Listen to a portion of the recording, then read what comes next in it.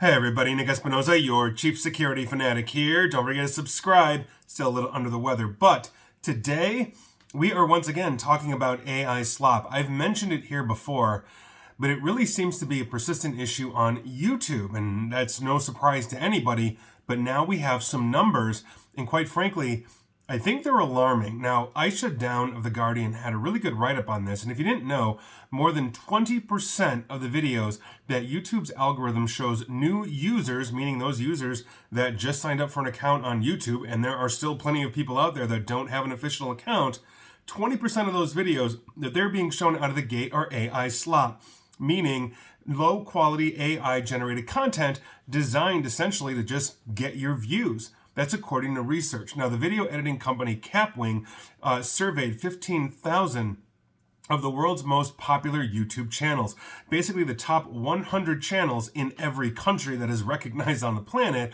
and found that 278 of them contain only AI slop. Now, together, these AI slop channels have amassed more than 63 billion views and 221 million subscribers, generating about $117 million US, and that is absolutely huge. And that, for the record, is per year. 117 million US per year, according to estimates. So, researchers also made a new YouTube account and found that 104 of the first 500 videos that they were recommended as a new user to their feed were indeed AI slop. 1/3 of those 500 videos were brain rot. That's a category that includes AI slop, but also other low-quality content made to monetize attention. Now, these findings are a snapshot of a rapidly expanding industry that is basically becoming saturated. The big social media platforms in this boat, Twitter, X, Meta, YouTube, all of that. It's essentially defining a new era of content, decontextualized, addictive, international. It's crossing borders, as any video can. I have plenty of people that watch my YouTube channel outside of the United States, but I'm not putting together AI slop, and so I'm obviously not getting the numbers that they're putting out there that is just mind-numbing, entertainment, whereas I'm actually trying to educate people and have discussions, right? So, a Guardian analysis this year, again, the publication I'm cribbing from, found that nearly 10% of YouTube's fastest-growing channels were AI slop. Basically, they were racking up millions of views despite YouTube's efforts to try and curb inauthentic content. And that's YouTube. What they've consistently said is, we are going to go after essentially anything that is inauthentic, AI slop, spoofs, all this kind of stuff that are considered non-satire, all of that. So the channels basically found by Capwing are globally distributed and globally watched. They have millions of subscribers. So, for example, in Spain, 20 million people, basically that's just over or roughly half of the entire population of Spain, are following trending AI channels. AI channels, for example, have 18 million followers in Egypt, 14.5 million in the United States, 13.5 million in Brazil, which is one of the largest countries just behind the United States. Bandar Apna Dost, which is the most viewed channel in the study, is based in India. They have 2.4 billion views. Capwing estimates the channel could make as much as $4.25 million US, and that is absolutely insane. Another one is Pouty Frenchie, basically Adventures of a French Bulldog, based in Singapore. That has 2 billion views and is actually targeting children.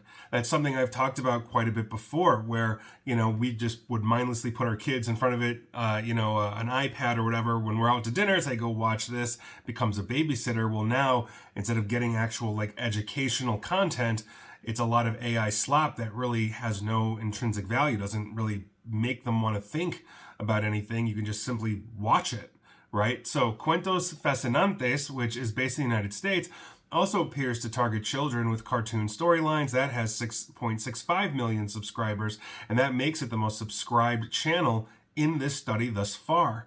So it's hard to say exactly how significant these channels are compared to the absolute enormity that is YouTube. But the platform does not release information on how many views it has annually or how many of these are coming from AI content.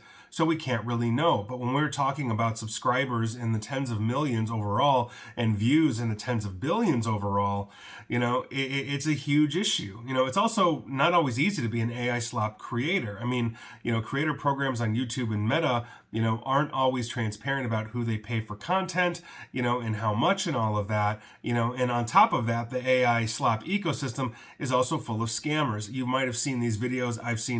I've seen them, I don't know, over the last few years, but these are people that are trying to sell you tips and courses on how to make viral content, who often make more money than the AI slop producers themselves. In other words, I could start putting out videos trying to show you how to do it, come up with some BS, and I'll get 80 billion views and probably make more than the $3 I've made on YouTube thus far, or whatever it is. I think I'm doing pretty good when I think about it. I have over 140,000 subscribers on YouTube, but that's a drop in the bucket.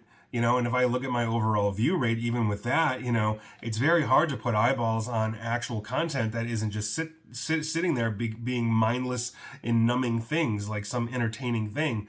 Having educational or having discussions on YouTube just doesn't net the eyeballs that other forms of entertainment, quote unquote, do.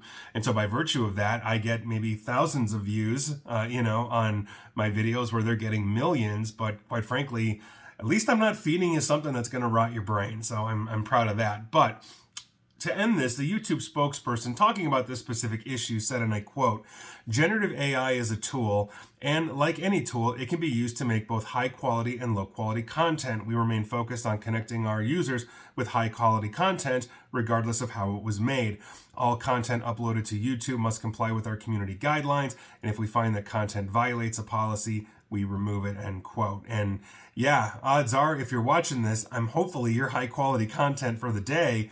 But I really think that for every one video you're going to potentially get exposed to of mine, you're probably going to see a whole lot more that are pretty mindless AI slop or just brain rot. And quite frankly, that's a tough market to be in when you're just trying to educate the world. So best of luck to us all, but I would highly recommend trying to avoid these kinds of things. It's the same with using like the chat GPTs of the world. If you let it answer every question and you don't take the time to ponder, you start to lose critical thinking skills. In the same way, if you're watching things that are just mindless, you start to really lose kind of an understanding of that nuance or even just the intake of better information. So here we go.